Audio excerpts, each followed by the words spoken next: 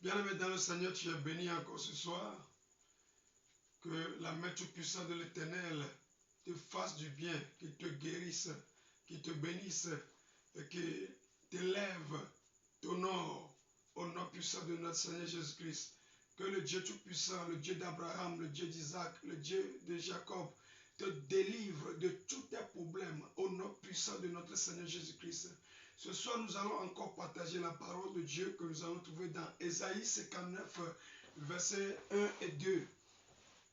Ésaïe 59, versets 1 et 2.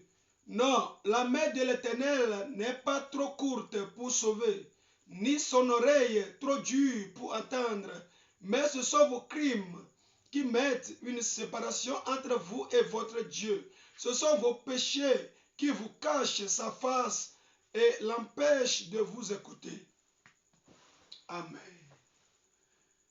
La main de l'Éternel n'est pas trop courte pour vous sauver, ni son oreille trop dure, trop bouchée pour vous entendre, pour entendre vos péchés, pour entendre vos prières, vos cris, vos lamentations. Mais ce sont vos crimes qui mettent une séparation entre vous et Dieu.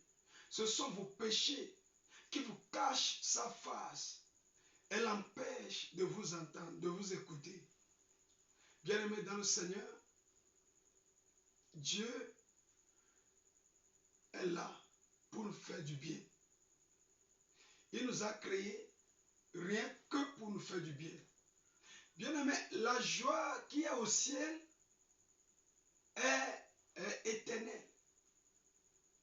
Dans le royaume de Dieu, il n'y a pas de pleurs, ni de grincement de dents. Auprès de Dieu, il n'y a pas de soucis, ni des pensées, de l'imagination mauvaise, des mauvaises pensées. Chez Dieu, il n'y a pas de souffrance. Auprès de Dieu, ce n'est que le bonheur, la bonté, la joie, la gaieté. Alléluia. Auprès de Dieu, il n'y a que la lumière, il n'y a pas de ténèbres. Il n'y a que de bonnes choses. Avec Dieu, c'est l'avancement, c'est l'élévation, c'est la joie totale, c'est le bonheur, c'est la protection totale. Mashadalabaha. Auprès de Dieu, tout est spécial, magnifique. Alléluia. Et Dieu ne change pas. Dieu n'est pas un homme pour changer, ni un homme pour mentir.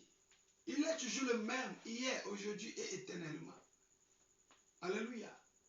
L'intention de Dieu envers sa création, ses créatures, c'est que nous vivions éternellement. C'est que nous existons éternellement. Dieu n'avait pas l'intention de créer l'homme pour qu'il vive pour un temps. Non. L'intention de Dieu envers l'homme, lorsqu'il a créé Adam, c'est qu'il vit éternellement dans le jardin d'Éden. C'est pourquoi dans le jardin d'Éden se trouve l'arbre de vie. Et chaque fois que Adam cueillera le fruit de l'arbre de vie et en mangera, il ne connaîtra jamais la mort. Alléluia. Bien-aimé, Dieu a une bonne intention envers nous. Il a un bon projet envers nous. C'est pourquoi il a dit, il a prophétisé à travers Jérémie, il a parlé à travers Jérémie, il a dit, je connais le projet que j'ai pour vous. Ce n'est pas le projet de malheur, mais le projet de bonheur, afin de donner un avenir plein d'espérance. Alléluia.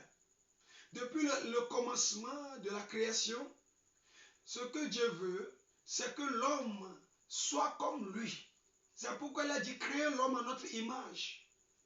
Créons l'homme à notre ressemblance. Aujourd'hui, est-ce que nous ressemblons à Dieu? Non. Nous mourrons dans tout ce que nous faisons. Nous mourons physiquement, nous mourons dans nos affaires, dans nos activités, dans nos finances, dans nos foyers, dans nos bénédictions. Nous mourons dans tous les domaines de notre vie. Et nous mourons, nous n'existons plus. Mais Dieu n'est pas comme ça. La Bible dit tout ce que la main de Dieu touche prend vie. La Bible dit qu'il a créé l'homme. Mais lorsqu'il a soufflé son souffle sur l'homme, ou bien dans l'homme, l'homme est devenu une âme vivante. Ce que veut dire, le souffle de Dieu est vie. Dieu même est vie. Lorsqu'il a dit créer l'homme à notre image, l'homme doit être comme Dieu. Il doit exister éternellement. Et tout ce que l'homme doit faire n'aura que la vie. Mais à cause du péché, à cause de la désobéissance, depuis notre patriarche Adam jusqu'à aujourd'hui, la mort domine toujours. La mort domine toujours dans nos activités, dans nos foyers, dans le mariage, dans les finances, dans nos travails. La mort domine toujours. Beaucoup d'hommes, beaucoup d'enfants de Dieu sont morts spirituellement aujourd'hui. Nous sommes là, mais l'Esprit de Dieu n'est plus en nous. La vie de Dieu n'est plus en nous à cause du péché, à cause de la désobéissance. Adam ne devait pas mourir, mais à cause de la désobéissance, on l'a rejeté du jardin d'Éden. Le jardin d'Éden, c'est là où se trouve la vie éternelle. C'est un jardin spirituel et non physique. Adam ne devait pas hésiter dans la poussière jusqu'à mourir. Et nous qui sommes ses descendants ne devons pas hésiter dans la poussière jusqu'à mourir. Non. Nous devons hésiter dans le jardin d'Éden, là où se trouve l'arbre de vie. Je peux t'assurer que le jardin d'Éden existe aujourd'hui. Le jardin d'Éden existe aujourd'hui. Alléluia. Il existe aujourd'hui.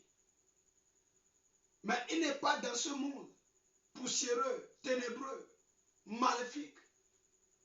Non.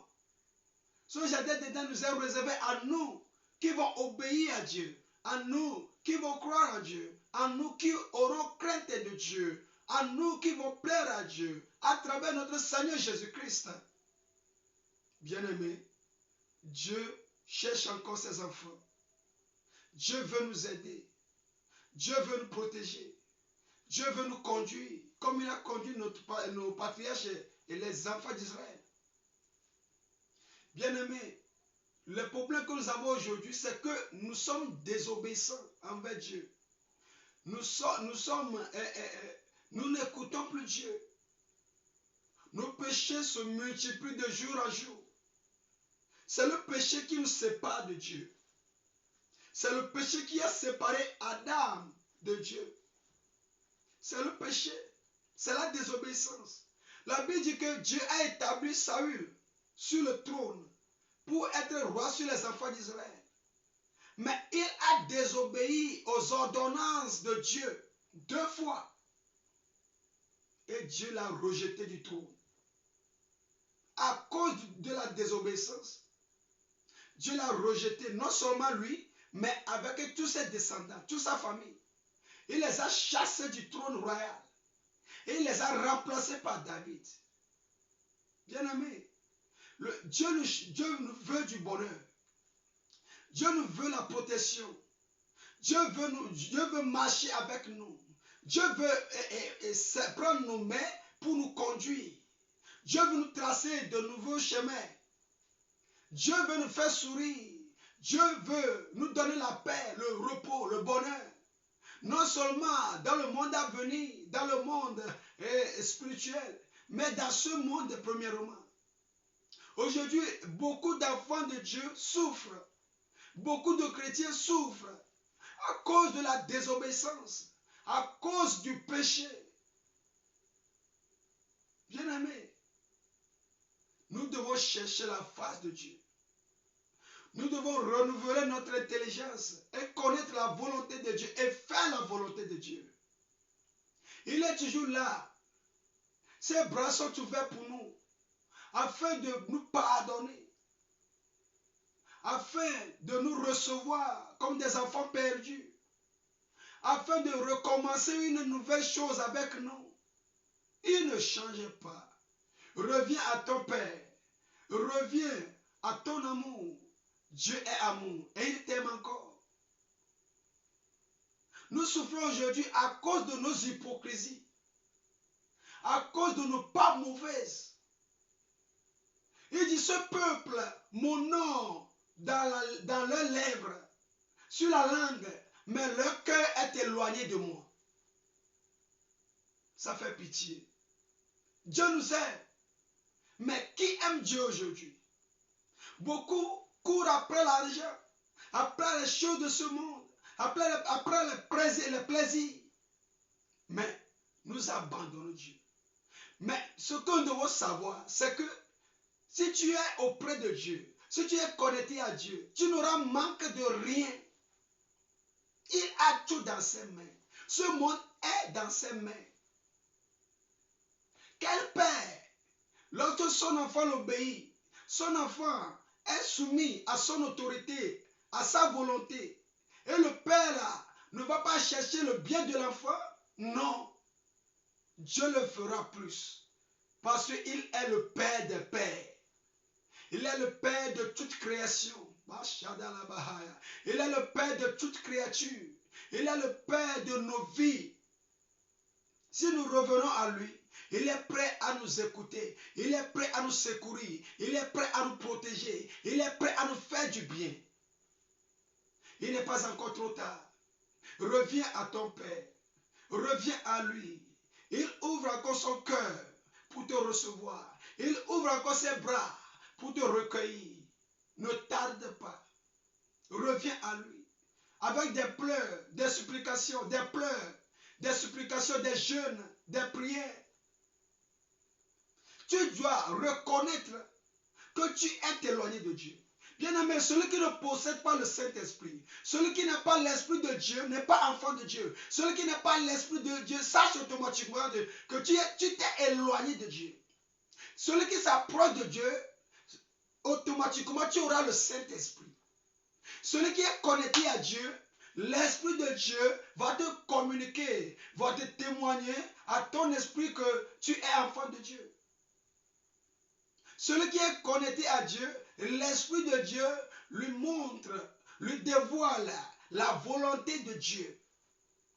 Bien-aimé, j'ai beaucoup de choses à dire, mais le temps me manque. Tu es béni ce soir. Il n'est pas encore trop tard. Reviens à ton Père. Reviens à lui. C'est le péché, la désobéissance, la nonchalance qui nous sépare de Dieu. Il est prêt encore à t'écouter, à te recevoir. Quels que soient tes péchés, quel que soit ce que tu as fait, quel que soit là où tu as chuté, tu es tombé, Dieu est là pour te secourir, pour te relever, pour te restaurer, pour démarrer une nouvelle chose avec toi. Ne tarde pas, ne t'éloigne pas, reviens à lui. Tu es béni ce soir. Que la main toute-puissante de notre Créateur, de notre Sauveur, Jésus-Christ, couvre toi et ta famille au nom puissant de notre Seigneur Jésus-Christ. Amen.